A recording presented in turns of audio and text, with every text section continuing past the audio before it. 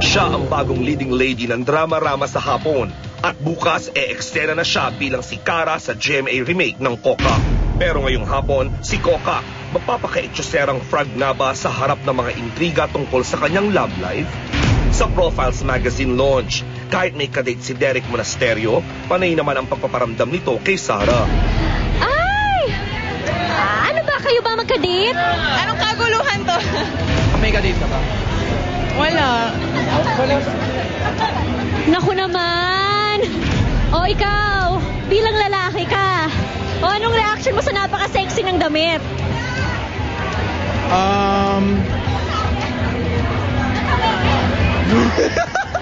Reaction, syempre stunning. Totoo ba na plano na raw ligawan ni Derek si Sarah? At kapag nagkataon, may chance naman kaya ang twin star sa dalaga? Bukod dyan, kamakailan lang ay nasasangkot din ng starstruck ultimate female survivor sa isang maingay na hiwalayan. Narinig ko sa taping ng Time of My Life na ikaw daw ang dahilan kung bakit nag-break si Luis at saka si Enzo. Totoo ba yun? Nakakatawa naman yan. Hindi. Andyan sila, tanungin natin sila. Dali, tanungin. Ay, nandito pala sila. Luis, Enzo, ano ba to? Love triangle? Ano to? Ano to? Ha? Ayan, ako mismo mag-i-interview.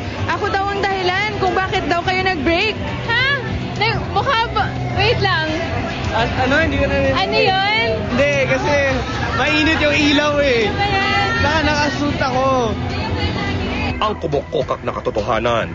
Live na live, Sarah Labati sa Don't Lie to Me, Reloaded. Gusto ka na wag ko na mag-deny, wag ko naman don't tell a lie. Kung nagkakabistuhan na, ba't ume-etching pa? Yes or no lang ang sagot, pero huli-huli ka. Shake it sweet, from your head down to your feet. Gusto ka na wag ka na mag-deny, pag tinanong don't tell a lie.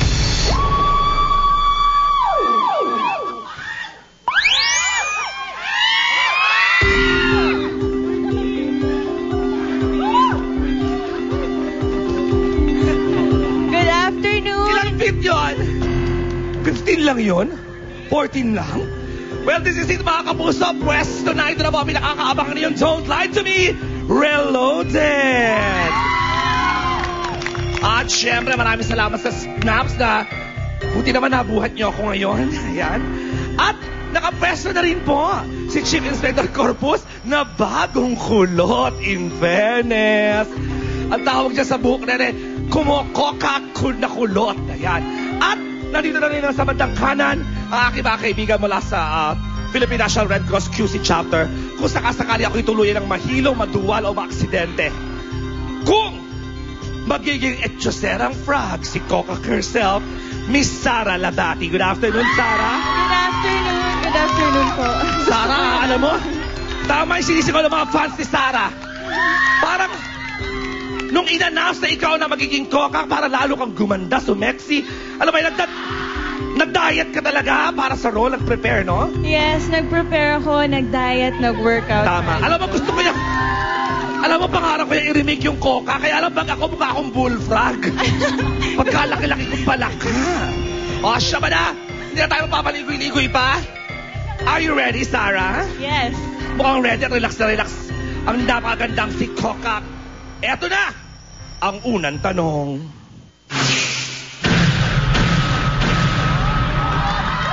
Huli.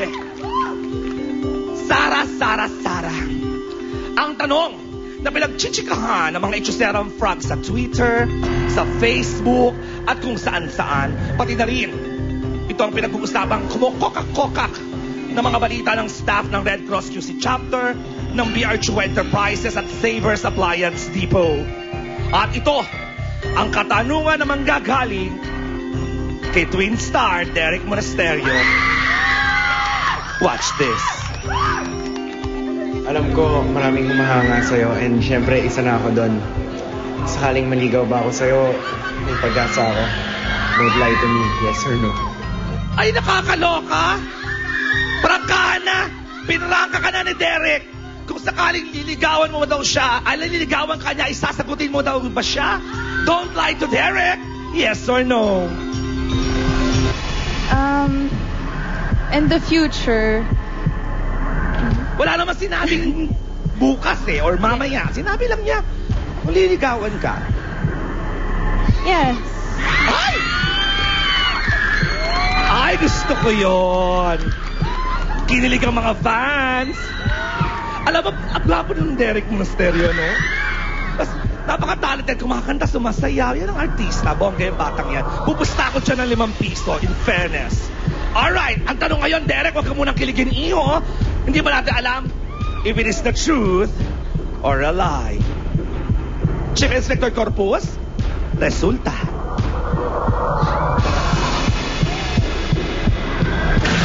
Wow! Alright, ano ba? Sarah, ano ba yung mga katangian na nagugustuhan mo so far? Sabi mo nga, baka sa future, di ba? Kay Derek. Ano siya, makulit, mabait. May sense of humor. Yes. Sa ugali, mabait. Ano pa?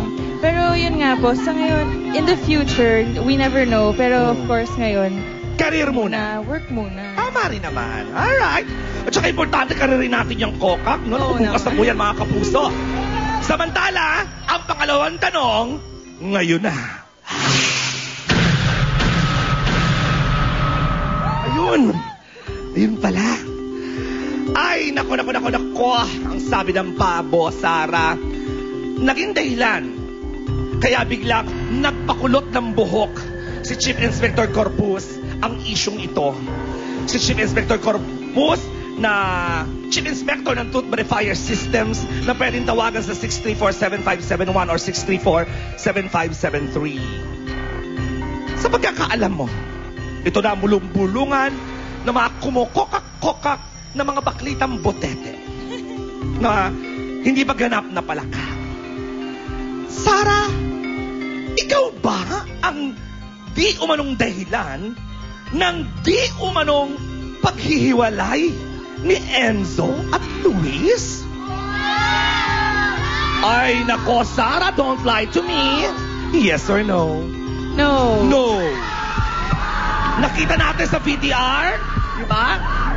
Na magkasama pa rin naman si Enzo at saka si Luis.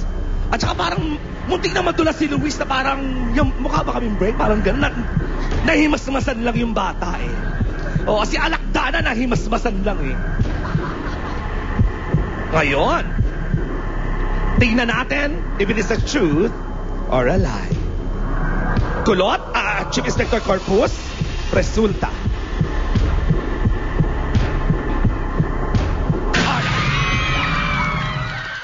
So, ang gusto ko malaman, sa pagkakaalam mo, sila pa rin ba, umami na ba yung dalawang yun? Parang hindi pa rin, ano? Parang exclusively dating, parang ganyan. So, exclusively dating pa rin ba sila?